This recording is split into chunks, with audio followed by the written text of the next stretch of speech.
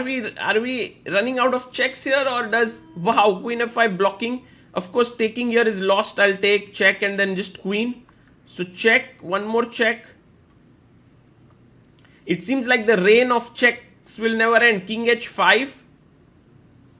Now the only check left is queen e8. But if you go queen e8 check, I have queen g6. And then I trade and I win. What the hell did Pragg do? What black magic is this? His king is now having no checks. I mean, opponent has no checks. Look at Pragg there, rocking in his chair. He's enjoying himself in this endgame. Queen f7. Actually, you can take. Queen takes f7. And now a very important moment after king f7. Don't push your pawn. Because a5 and it's a draw. Because check and king f6. So you need to start with king g5. Finds it. King g5. a5 played. And now king f5 with the idea of g6. He goes there. The interesting part now is that after b4, if you take and black takes back, you can actually stop this pawn.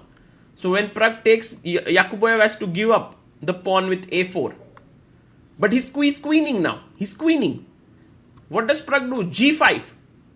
Pragg's pawns are faster, or this pawn is faster? a3. Just 2 steps away. Check. This is queening now. So king g8. Pragg has everything calculated here. King g8.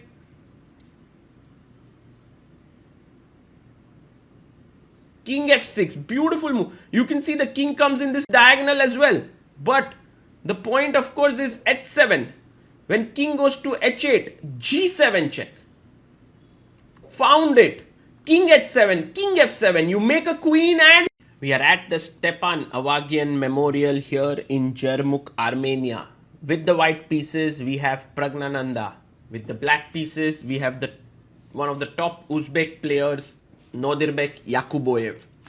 And Pragg is going to be the top seed of the tournament. He's playing here along with Arvind Chidambaram. They both are 2700 plus players. The remaining players are below 2700 but very strong, like Yakubboev. They shake hands here and we are about to begin. Pragg adjusts all his pieces. We have a slightly different camera angle here. I hope you like this one. Pragg until now has started off with 3 draws in 3 rounds. So this is the 4th one that he is playing, and now gets into the zone, opens the game with 1d4. Yakubboev, his rating is 2659, but you know, on a given day he can play about 2750. I feel he won the Qatar Masters, he's won several tournaments, he's super strong, and plays his pawn to d5. It won't be easy to beat him, and Pragg also will be looking to press e3 here. So Pragg chooses a very interesting opening. I think what he doesn't want to do is go into these main lines of Queen's Gambit, nor did he want to play the London or the Jobawa London. He's just played it very, very unambitiously, I must say. And now knight to c3. Very interesting choice, because generally when you play knight c3, your bishop is out there on f4. c5. Nodirbek is like, you know, I just like my position here. Pawn takes pawn by Pragg. Bishop takes. And I believe he will be trying to push his pawn to e4 at some point. Castles here. One of the main things about these top players, we assume that they just play good chess. But I feel like what they also do very well is choose openings against specific opponents. They know the mindset of their opponent. They try to guess what would be the most uncomfortable for them. And you can see like Pragg already seems to have gotten a very small edge out of the opening, playing something really not mainstream. Bishop d6 played. Can we go e4 now? Yes, pawn to e4. Yakubboev now has to tread carefully. He pushes his pawn to d4. If Pragg goes back to e2, maybe he wants to play e5 and gain even more space in the center. Well, he goes bishop c7. I guess to e5, Pragg had something like knight d4, pawn takes e5 with this pin on the e file coming up. So bishop c7, c3, breaking the center. Pawn takes on c3. And now that the bishop is hanging, you take back with the bishop here, opening up the diagonal. And pawn comes up to a6. Pragg gets his knight now. He's looking forward to using his slight lead in development. Bishop d7 played. And Pragg goes queen to e2. Castling here is a bit risky because of e5 opening up this bishop. So Nodirbek trying to exercise more control on the e5 square. King goes to h1. And probably the idea is just that later on you want to get f4 in. Knight takes knight. I think bishop takes makes sense. Ooh, he takes back with a knight. Aha, that's the point. Now bishop h2 is not a check. If you snatch this pawn, I can just play g3, trapping the bishop. So short castle here by Yakubboev. And Pragg brings his rook into the center with rook a e1. And maybe e5 somewhere is on the cards. Rook e8 played. Should we go e5?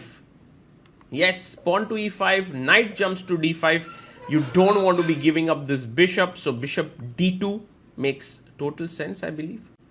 Oh, he goes queen e4. Well, Pragg is like, hey, I'm coming at you here on h7. g6 played, preventing the queen from attacking on h7.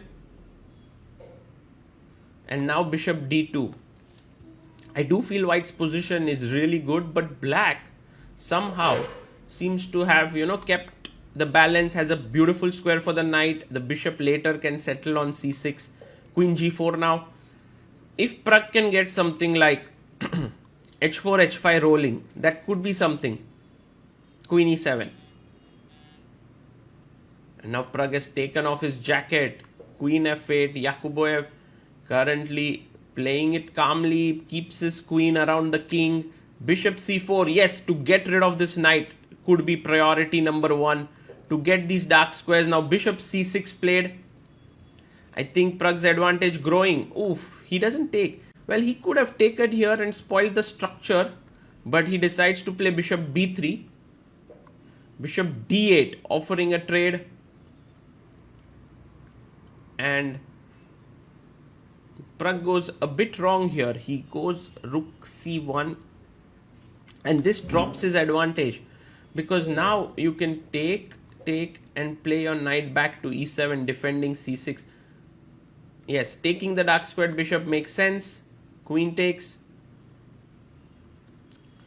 And Yakubboev first kicks the queen away with h6. Pragg brings his queen back to g3. I like how when Pragg makes a move, he kind of presses it on that square. Like if you see now, he pushes his pawn to h4. Time-wise, Pragg has 20 minutes on the clock. Yakubboev has 4 minutes 47 seconds. Here there is 30 minutes increment after 40 moves. Bishop takes d5. Bishop takes d5. Pragg has kind of lost all his advantage now. And the position is nothing special. Black seems to be completely fine. g5 and Yakubboev now playing with confidence, pushing his pawn forward. h5 by Pragg. But somewhere, Pragg can continue playing. One of his ideas was to go with his knight here into the f6 square, but f5, bit risky there by Yakubboev. He was feeling a bit cramped for space, so he gave up a pawn. I mean, he spoiled his structure. He's not given up a pawn. knight e3. And this is a risky moment for Yakubboev because he is down to 1 minute on the clock, 6 moves to make. Generally, this is where mistakes happen. Queen b2 taken here. Pragg has to decide whether to take the rook, play rook b1. He takes on c8, rook takes c8. Maybe rook b1 was slightly better. And now, do we go knight g4?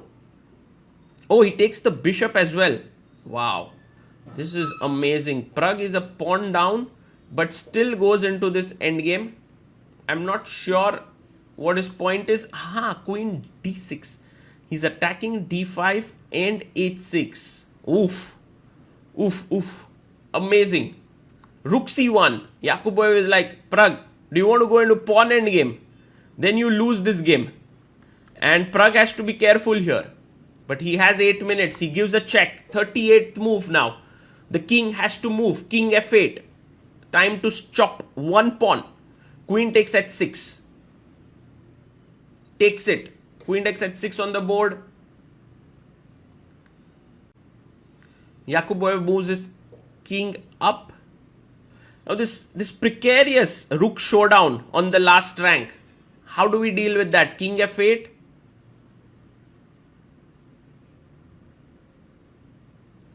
Gives another check. King e8. Check.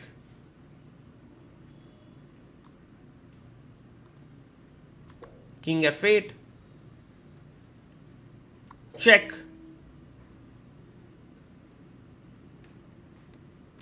King e8. Ooh.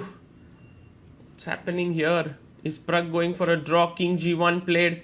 Yakubboev now has 34 minutes while Pragg has come down to 21 minutes. Queen a1 played.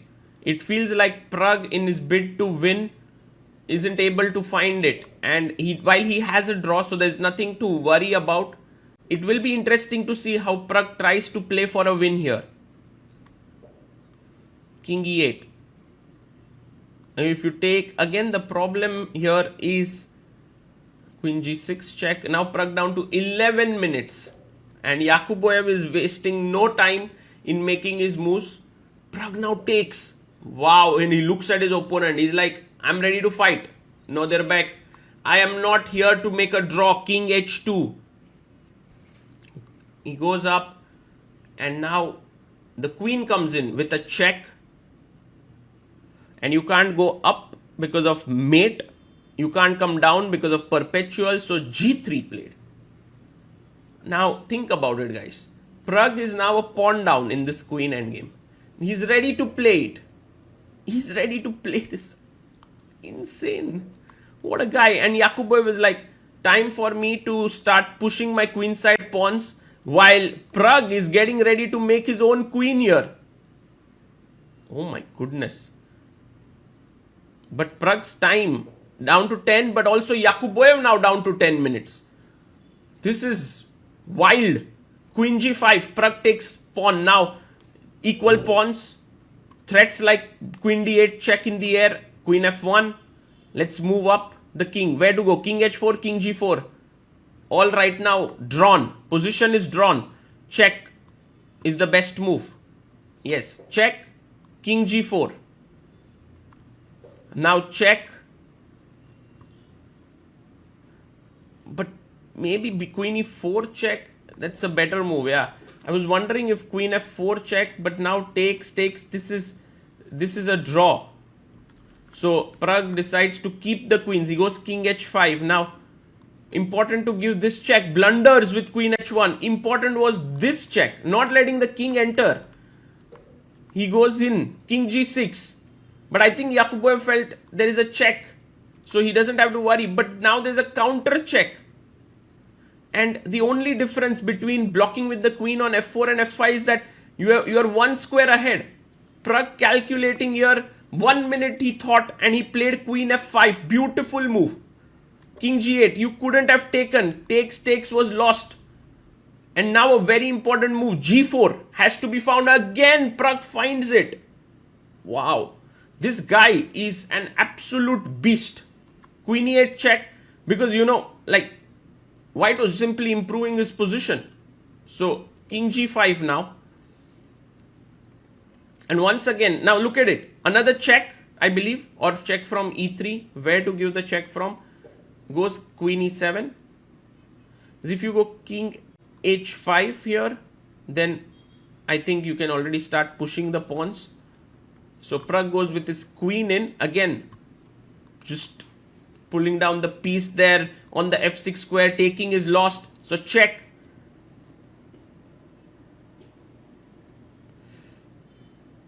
Four minutes for Pragg, 7 minutes for Nordirbeck.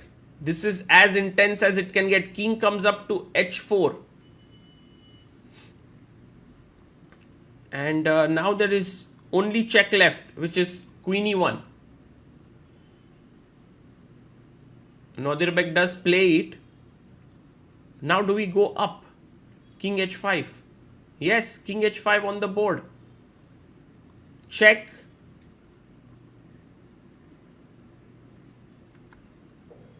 And now, do we go king g5 here or king g6? He goes king g5. One more check. Queen c1. King g6. But now there's another check. Queen c2. Are we running out of checks here, or does, wow, queen f5 blocking? Of course, taking here is lost. I'll take check and then just queen. So check, one more check. It seems like the reign of checks will never end. King h5. Now the only check left is queen e8. But if you go queen e8 check, I have queen g6. And then I trade and I win. What the hell did Pragg do? What black magic is this? His king is now having no checks. I mean, opponent has no checks. Look at Pragg there, rocking in his chair. He's enjoying himself in this endgame. Queen f7. Actually, you can take. Queen takes f7. And now a very important moment after king f7. Don't push your pawn. Because a5 and it's a draw. Because check and king f6. So you need to start with king g5. Finds it. King g5. a5 played. And now king f5 with the idea of g6. He goes there. The interesting part now is that after b4, if you take and black takes back, you can actually stop this pawn. So when Pragg takes, Yakubboev has to give up the pawn with a4. But he's queening now. He's queening. What does Pragg do? g5. Pragg's pawns are faster, or this pawn is faster? a3. Just 2 steps away. Check. This is queening now. So king g8. Pragg has everything calculated here. King g8.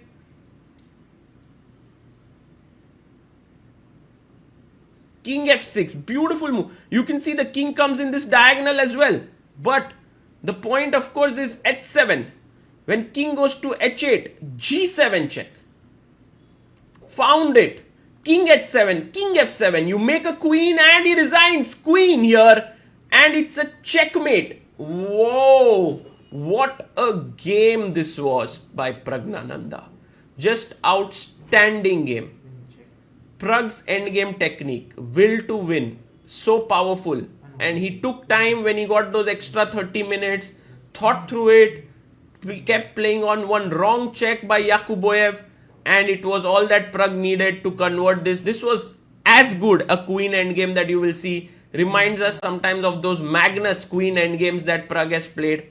This win actually kick-started Pragg's rise to the top in this tournament. He then managed to beat Benjamin Gledura in round 6 and Aram Hakobian in round 7, and is now on 5 points out of 7. He's leading the tournament by half a point ahead of his countrymate Arvind Chidambaram. What a phenomenal performance this was by Pragg.